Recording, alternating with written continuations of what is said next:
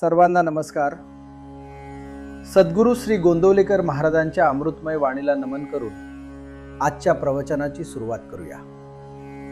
28 April रोजीचे खरी तळमळ लागली म्हणजे संत भेटतो सद्गुरू श्री गोंदवलेकर महाराज यांचे आजचे प्रवचन भक्तिपूर्वक ऐकूया.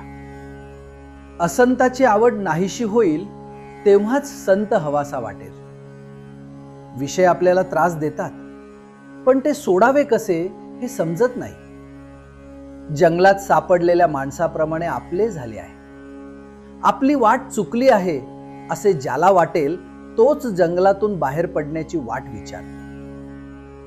आता वय फार झाले, काळाच्या स्वाधीन होण्याची वेळ आली. रामा, तूच आता तार अशी तळमळ लागली तरच संत सहवास लाभेल. सत्संगत हवी असे आपण म्हणतो खरे, पण मागतो मात्र असत. मग आपल्याला सत्संगत कशी मिळेल? स्वतःला कसे विसरावे हे कळण्याकरताच संताला शरण जावे. आपले विस्मरण म्हणजे भगवंताचे स्मरण. वडील दूर आहेत, त्यांचे पत्र नाही म्हणून काळजी करतो, पण जन्मापासून भगवंत दूर आहे त्याची तळमळ का लागू नये? आपण नामस्मरण करतो, पण ज्याचे नाम घेतो तो कोण असा विचार करतो का? विषय सोडल्याशिवाय राम कसा भेटणार? रामही हवा आणि विषयही हवा, हे जुळणार कसे? मला जोपर्यंत चिमटा घेतलेला कळतो तोपर्यंत कर्ममार्गानेच जाणे जरूर आहे. कर्ममार्ग सांभाळताना करता मी नव्हे ही भावना सांभाळणे जरूर आहे. जो खरा अनुभवी आहे तो बोलणारच नाही, आणि बोललाच तर तो अगदी थोडे बोलेल, तो उत्तम होय. अनुभवी खरा, पण नाईलाज म्हणून जो बोलतो तो त्याच्यापेक्षा थोडा कमी समजावा. कोणीतरी बोलल्याशिवाय लोकांना कळणार कसे?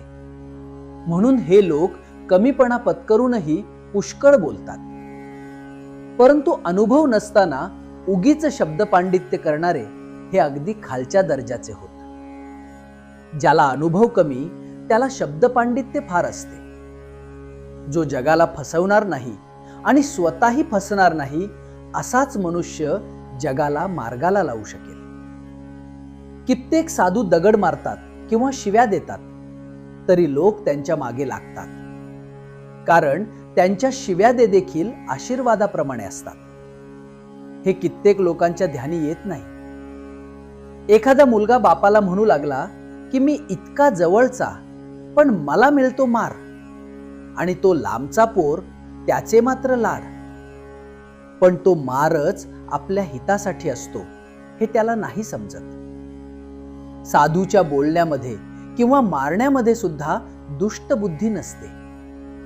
संत जे काही बोलतील ते जगाच्या कल्याणाकरताच असते. संत निस्वार्थी असतात, ते तळमळीने सांगतात. त्यावर आपण श्रद्धा ठेवली पाहिजे. संताच्या सांगण्याचा खरा अर्थ आचरणानेच करेल.